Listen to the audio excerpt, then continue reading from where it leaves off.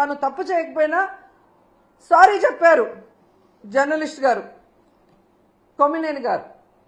అయినా కూడా ఆ నెక్స్ట్ డే జూన్ 7వ తేదీ లోకేష్ గారు చంద్రబాబు నాయుడు గారు పని కట్టుకొని టీడీపీ సోషల్ మీడియా ద్వారా వైరల్ చేసి ఏ విధంగా వచ్చిన జర్నలిస్ట్ కృష్ణంరాజు గారు మాట్లాడిన మాటల్ని ఇటు సాక్షికి అటు కొమ్మినేనికి ఆపాదిస్తూ తన అనుకూల పచ్చ ఛానల్స్ లో దాన్ని ఎలా విష ప్రచారం చేశారు, తమకు అనుకూలంగా ప్రచారం చేసుకొని ఆ రోజు మధ్యాహ్నం 3:09 లోకేష్ ట్వీట్ చేయడం జరిగింది. అంటే ఒక పథకం ప్రకారం చంద్రబాబు నాయుడు, లోకేష్, డీజీపీ గారు, ఇంటెలిజెన్స్ చీఫ్ వీళ్ళందరూ కూర్చొని ఇది చేయకపోతే ఈ విధంగా జూన్ 6న మార్నింగ్ జరిగిన ఆ డిస్కషన్ ని జూన్ 7 మార్నింగ్ నుంచి విష ప్రచారం చేస్తూ లేని వాటిని వక్రీకరిస్తూ తమ పచ్చ ఛానల్లో అనుకూలంగా మాట్లాడించుకొని తమకి వైఎస్ జగన్ గారి కుటుంబ సభ్యుల మీద అసభ్యకరమైన పోస్టింగ్లు పెట్టించి రాష్ట్రంలో ఉన్న అన్ని పోలీస్ స్టేషన్లో తెలుగుదేశం పార్టీ నాయకులతో కేసులు పెట్టించి ఆ వ్యాఖ్యలతో సంబంధం లేని సాక్షి మీద దాడులు చేసే విధంగా అందరినీ కూడా రెచ్చగొట్టింది నిజం కాదా అని నేను అడుగుతున్నా. ఆ తర్వాత 3వ రోజు జూన్ 8 అదే ప్రచారాన్ని తమ అనుకూల మీడియాతో కంటిన్యూ చేయిస్తూ ప్లాన్ ప్రకారం మధ్యాహ్నం 1:49 చంద్రబాబు నాయుడు ట్వీట్ చేశాడు, వీళ్ళని అరెస్ట్ చేస్తాను అని. అడిగింది కొడుకు, చేయించింది తమ పార్టీ నాయకులతో కంప్లైంట్లు ఇప్పించి తమ పచ్చ ఛానళ్లతో తప్పుడు ప్రచారం చేయించి పెద్ద మనిషిలాగా దాన్ని కేసు పెట్టి అరెస్ట్ చేస్తానన్నట్టుగా ఈయనతో మాట్లాడిస్తూ అదే పథకంలో భాగంగా పవన్ కళ్యాణ్ ఆఫీస్ నుంచి Pawan Kalyan press note release చేసినట్టు 3:40 ప్రెస్ నోట్ రిలీజ్ చేయడమే కాకుండా సాయంత్రం 6:45 పవన్ కళ్యాణ్ గారి ద్వారా ట్వీట్ చేయించారు. జూన్ 9 ఉదయం 11 కొమ్మినేని గారిని అరెస్ట్ చేసి కంటిన్యూస్ గా సాక్షి ఆఫీసులు ఎక్కడెక్కడ ఉన్నాయో తిరుపతి, అనంతపురం, కడప, విజయవాడ, శ్రీకాకుళం ఇలా అన్నిటి మీద మూకుమ్ముడిగా దాడులు చేయించారు. ఆ దాడులు చేసిన వీడియోలు, ఫోటోలు చూస్తే మీకే అర్థమవుతుంది. దాంట్లో ఎమ్మెల్యేల భార్యలు, కొడుకులు, కార్పొరేటర్లు, కౌన్సిలర్లు, టీడీపీ నాయకులు స్పష్టంగా కనిపిస్తున్నారు. అంటే ఒక పథకం ప్రకారం చంద్రబాబు నాయుడు కూటమి ప్రభుత్వం చేస్తున్న తప్పుల్ని ఎత్తి చూస్తున్న సాక్షిని,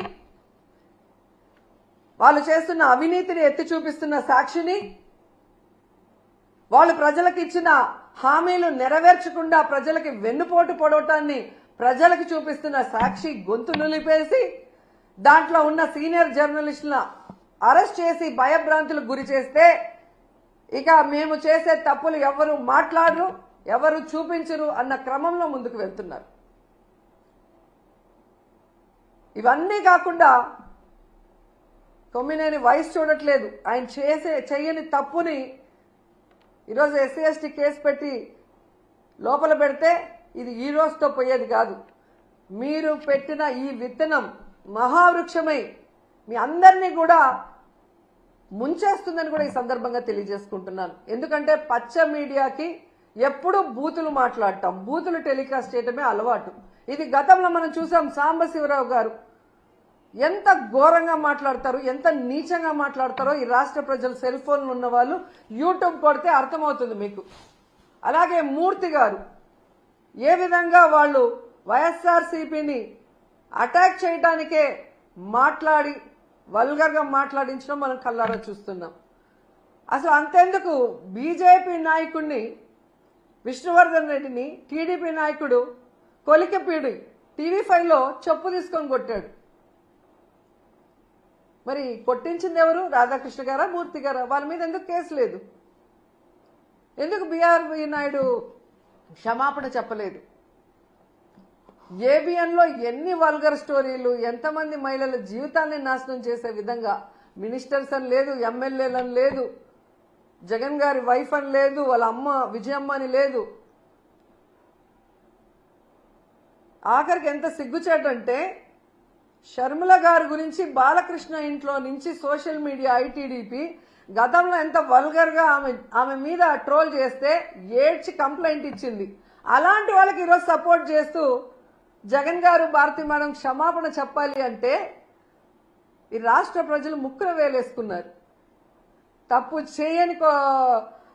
చేయని మన కొమ్మినేనిని అరెస్ట్ చేయడమే కాకుండా ఏ తప్పుడు మాటలు ప్రసారం చేయని సాక్షి ఆఫీసుల మీద దాడి చేస్తుంటే వాటిని ఖండించదు ఈ షర్మిల గారు కానీ ఈ రేణుకా చౌదరి. ఇంతమంది ఆడవాళ్ళని రేప్ చేస్తున్నారు, నరికేస్తున్నారు. అలాంటి వాళ్ళ గురించి మాట్లాడరు ఒక ఆడవాళ్ళ ఉండి. కానీ జగన్ గారు భారతి మేడం గారి గురించి మాట్లాడాలంటే ఒంటికాలతో వస్తారు. ఈరోజు రాష్ట్ర ప్రజలకు తెలుసు జగన్మోహన్ రెడ్డి గారు కానీ భారతి మేడం కానీ ఏ రోజు ఏ ఆడపడుచు గురించి తప్పుగా మాట్లాడిన దాఖలాలు లేవు.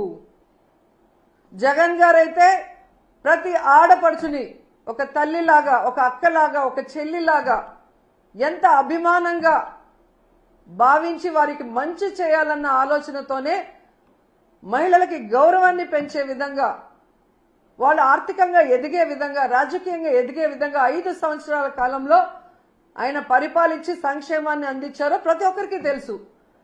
అలాంటి గొప్ప వ్యక్తిని టార్గెట్ చేసి ఈరోజు మాట్లాడుతున్న మాటలు చూస్తుంటే రక్తం మరుగుతుంది. చాలా తప్పు చేస్తున్నారు తెలుగుదేశం పార్టీ వాళ్ళు.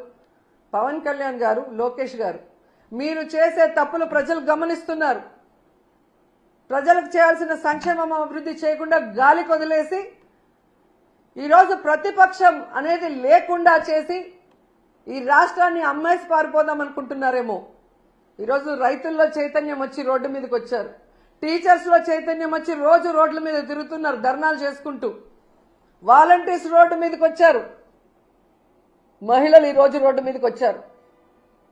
మీ పరిపాలనలో ప్రతి ఒక్కరు రోడ్డు మీదకి వచ్చి మీ మీద ధర్నా చేస్తున్నారు. మీ ప్రభుత్వం ఫెయిల్యూర్, అరాచక ప్రభుత్వం, అవినీతి ప్రభుత్వం, తెలుగుదేశం పార్టీ ప్రభుత్వాన్ని రోడ్డెక్కి ఈరోజు మీరు వద్దు అని డౌన్ అంటున్నారు. వాటిని సరిదిద్దుకోవడానికి ట్రై చేయండి. ఇప్పటికైనా మహిళల రక్షణ మీద, మహిళా సంక్షేమం మీద దృష్టి పెట్టండి. డీజీపీ గారితో, స్పెషల్ ఇంటెలిజెన్స్ చీఫ్ తో, కూటమి ప్రభుత్వంలో ఉన్న ముఖ్య నాయకులు, హోమ్ మినిస్టర్ కూర్చొని ఎందుకు ఇలా జరుగుతుంది, మనలో ఎక్కడ లోపం ఉంది, మనం ఎక్కడ ఫెయిల్యూర్ అయ్యామనేది తెలుసుకోండి, దాన్ని సరిదిద్దండి. ఈరోజు మీరు విచ్చలవిడిగా గంజాయి, మద్యము, డ్రగ్స్ ఈ రాష్ట్రంలో విచ్చలవిడిగా అందుబాటులో తీసుకొచ్చారు కాబట్టి ఆడవాళ్ల జీవితాలు నాశనం అయిపోతున్నాయన్న విషయాన్ని తెలుసుకుని వాటన్నిటినీ కూడా రూపుమాపాలని కూడా ఈ సందర్భంగా కోరుకుంటున్నాను. అలాగే రెడ్ బుక్, రాజ్యాంగం అంటూ అక్రమ కేసులు పెట్టడానికి పోలీసులు ఉపయోగించకుండా అవి పక్కన పెట్టి లా అండ్ ఆర్డర్ని కాపాడండి. ప్రజలకు ఒక ప్రశాంతమైన వాతావరణాన్ని అందించండి. ప్రతిపక్షాలు అన్నాక ప్రభుత్వం చేసే తప్పుల్ని ఎత్తి చూపిస్తాయి, వాటిని కరెక్ట్ చేసుకోవడానికి ప్రయత్నించండి. అంతేగాని తప్పులే చెప్పకూడదు, చెబితే గొంతు నొక్కేస్తామంటే అది కరెక్ట్ కాదు. సంవత్సర కాలం మీరు ఇన్ని భయంభ్రాంతులకు గురి చేస్తూ ఇన్ని కేసులు పెట్టినా మొన్న 4వ తేదీ జరిగిన వెన్నుపోటు దినం చూశారు కదా,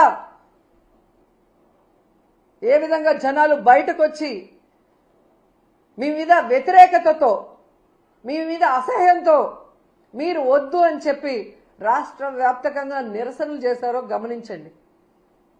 అవన్నీ డైవర్ట్ చేయడానికి ఈరోజు కొమ్మినేని గారిని అరెస్ట్ చేసి డైవర్షన్ పాలిటిక్స్ చేయాలనుకుంటే రాష్ట్రంలో ఉన్న ప్రజలు వెర్రోళ్ళు కాదు, చాలా తెలివైన వాళ్ళు, అన్ని గమనిస్తున్నారు.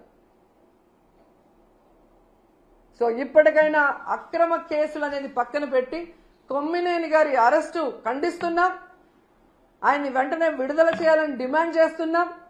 అలాగే సాక్షి మీద దాడులు చేసిన తెలుగుదేశ జనసేన నాయకులు ఎవరైతే ఉన్నారో ఆ ఫోటోలు, వీడియోలు చూసి వాళ్ళందరినీ కూడా అరెస్ట్ చేయాలని కూడా ఈ సందర్భంగా తెలియజేసుకుంటున్నాం.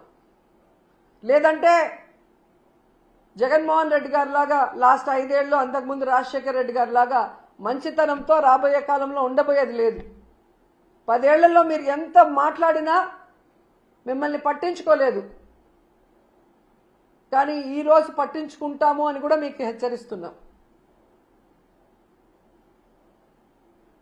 వెంటనే అనంతపూర్లో తన్మయ్య అనే అమ్మాయికి అన్యాయం జరిగింది, దానికి కారణం ఎవరు అని చెప్పామని వాళ్ళ తల్లిదండ్రులు క్లియర్గా నిన్న ఇంటర్వ్యూలో చెప్పారు. వాళ్ళని పట్టుకొని అమ్మాయిని చంపింది ఎవరో తెలుసుకొని ఇప్పటికైనా అమ్మాయి ఆత్మ శాంతించాలంటే తప్పు చేసిన వాళ్ళని శిక్షించండి, ఆ కుటుంబానికి అండగా నిలబడండి. అలాగే పరిటాల సునీత గారి నియోజకవర్గంలో ఒక అమ్మాయిని ఇన్ని నెలలుగా రేప్ చేస్తుంటే మరి ఆమె ఏం చేస్తుందో నాకు అర్థం కావట్లేదు. ఒక మహిళగా ఎమ్మెల్యేగా ఉండి తెలుగుదేశం పార్టీ వాళ్ళని క్లియర్ కట్ గా పేర్లతో కూడా ఇచ్చారు. వాళ్ళని అరెస్ట్ చేసి వాళ్ళని కఠినంగా శిక్షించాలి. ఇక మీదట మహిళలకి ఇలాంటివి జరగకుండా రక్షణ కల్పించే దిశగా దిశ యాప్ కానీ దిశ చట్టంతో గతంలో మేము ఎలా కంట్రోల్ చేశామో అలా మీరు చెయ్యాలి. వాటిని నిర్వీర్యం చేసి మహిళల జీవితాలతో చెలగాట మాడితే మాత్రం ఒప్పుకునే పరిస్థితి లేదు అని చెప్పి హెచ్చరిస్తున్నాం.